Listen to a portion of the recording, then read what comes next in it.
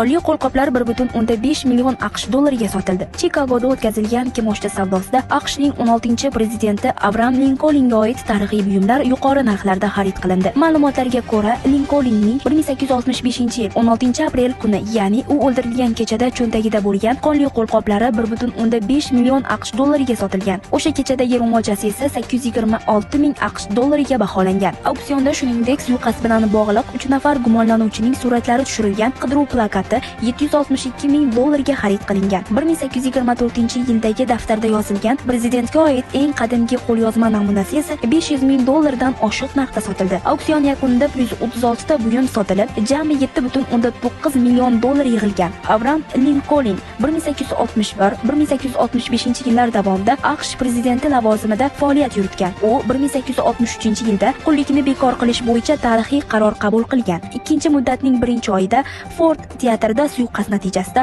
vafot etgan.